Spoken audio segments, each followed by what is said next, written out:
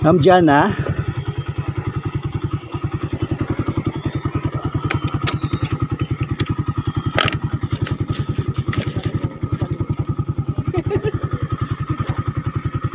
Lagay natin dito yung iba. Ito kuya ka siya ba? Sige.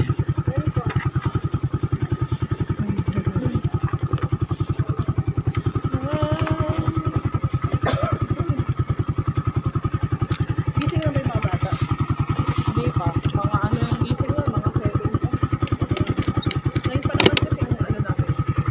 Alis.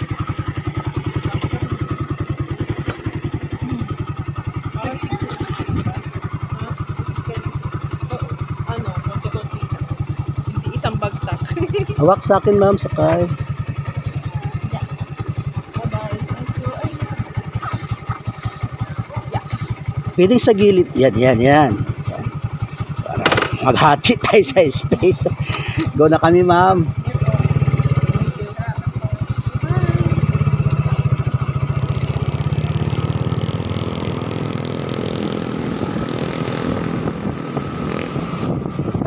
Hello. Good morning mga tol. Mga sisi. Isang magandang umaga ulit mga tol. And welcome back ulit sa ating YouTube channel mga tol. Laris GM Vlog. At the same time mga tol, namasahero po tayo. Movie time po tayo. Ang ating pasahero ay galing siya sa Marikina Heights. Papunta po siya ng Taytay Rizal mga tol. Alam nyo yung biyahe ko dyan mga tol, mas sikat ang araw, maliwanag ang araw, maliwalas ang panahon, walang traffic dahil linggo. Alam niyo mga tol, yung pasahero kong yan, inobserbahan ko sa biyahe ko kung hindi ba pumapalag pag medyo mabilis-bilis ang aking takbo. Kasi sa Mobit mga tol, ang allowed po na speed limit ay maximum of 60. Pag lumagpas ka, ibig sabihin nagbabayulit ka na sa rules, speed limit rules ni Mobit. Kailangan 60 para wala kang violation sa iyong travel. Inobserbahan ko yung pasahero ko kung pumapalagpas siya pag nag-60 ang takbo. Unti-unti pa ako nag-60 para mabilis ko ang takbo. Dahil wala akong traffic at tayo ay inuunahan na ng ibang mga motor. Dahil hindi po sila pasaheroan at ang bilis ang tulin po nila. Yung pasahero ko, hindi po siya pumalag sa 60. Mukhang gusto po niya yung mabilis para mabilis makarating sa kanyang paroroonan. So tuloy-tuloy lang ako. 60, 63, 65. Balik naman sa 50 plus, 57. Yan po ang takbo ko sa biyahe na yan. Sarap habulin yung mga nauna. Kaso lang, mototaxi ako. May pasahero ako. Kaya kahit nanggigigil akong habulin, pumipigil. Pigil lang talaga ako. Disiplina na lang pinapairal ko. Hayaan na silang nauna. Kahit kaya naman silang pantayan o habulin. Kasi nga mototaxi ako at that time, may pasahero po ako.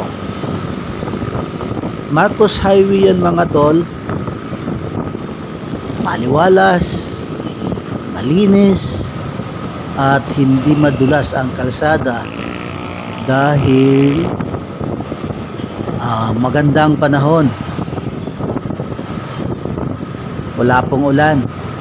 At tirik na tirik ang araw. Gandang bumiyahe. Paliko tayo dyan mga tol sa U-turn na yan. Papunta sa kabilang side ng Marcos Highway. Papunta na ng Cainta. Mahirap po sa U-turn pag matraffic dahil yung mga sasakyan na on the way ay sigurado mabibilis po sila. Kaya kailangan huwag mo silang sabayan, huminto ka kung kailangan, or hintayin silang kumunti-unti bago ka umabante kapag matraffic sa U-turn. Pero at that time, hindi po matraffic kasi linggo, tuloy-tuloy lang yung pag-U-turn. Passing na po tayo ng Santa Lucia mga tol, dyan sa may Cainta, at mag-U-turn na tayo dyan sa unahan, papunta na ng junction. Ayan o.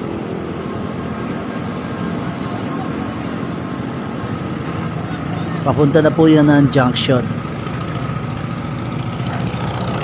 Dati mga tol, nung dyan pa ako nakatira sa Miangono, lagi kong binabaybay yung lugar na yan. Nakakommute lang ako, jeep. Napaka-traffic ang lugar na yan pag Monday to Friday, lalo na pag rush hour. Buti na lang ngayon, may sasakyan na ako, kaya di na ako nagko-commute. At magagamit ko pa sa pamasada ang aking motor. Papalapit na po tayo dyan mga tol. Kita nyo siguro yung speed natin. Papatak tayo ng 60. Mabilis-bilis na. Yung 60 kasi talagang mabilis-bilis na, at saka yung hangin dinig na natin. Di natin tinanggalan ng audio para madinig yung sipol ng hangin, yung mga bosina ng mga sasakyan. Paiba na naman tayo kasi dati mga music background ang nilagay natin. Ngayon original na audio habang ikay bumibiyahe.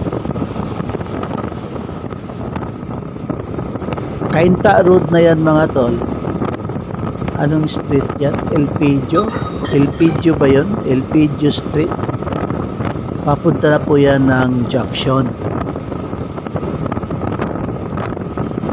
At siya nga pala mga tol, kung familiar mo ang lugar, or taga dyan ka, or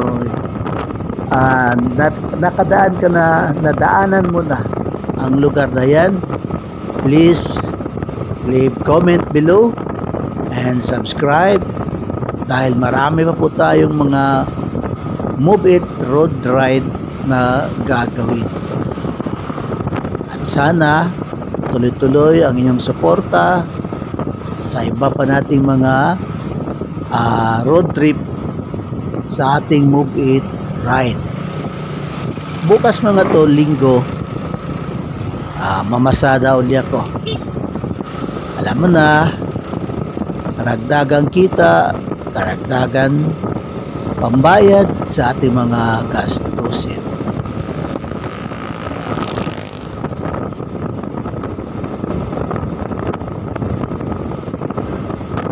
On the way na tayo dyan mga tol sa Cainta Junction.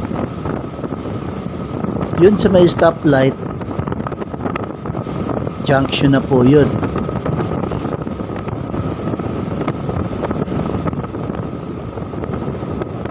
Diyan banda mga tol, maaliwalas talagang kalsada. Mabilis-bilis na ang takbo ko dyan. Nanggigigil talaga akong pihitin yung gasolinador. Yun nga lang, pigil na pigil tayo dahil ayaw po nating mag-violate sa rules and regulation sa speed limit ng MOPE. Kahit inuunahan na tayo, iiwanan tayo na parang basahan dahil talagang mabibilis yung iba. Sige lang, hayaan lang sila.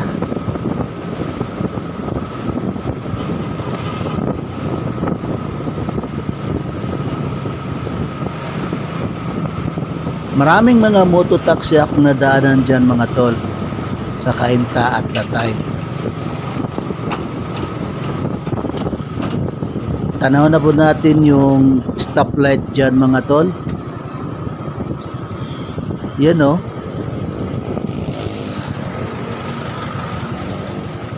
Yan po nakaparay hilira mga motor. Stoplight ng junction mga tol. At this moment, tuloy-tuloy na po tayo. Papunta na po tayo sa drop point ng ating pasahero. Thanks for watching mga tol. Thank you, thank you.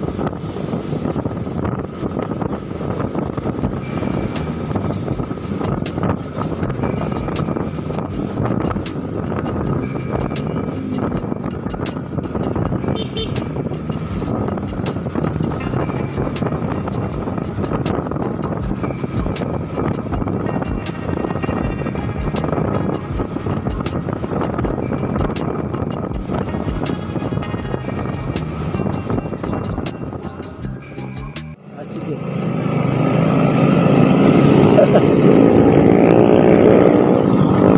Dito na lang.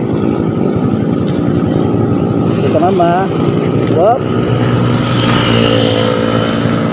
Wop, hawap. Yan. Tay-tay. Thank you, ma'am. Ay, yung bag.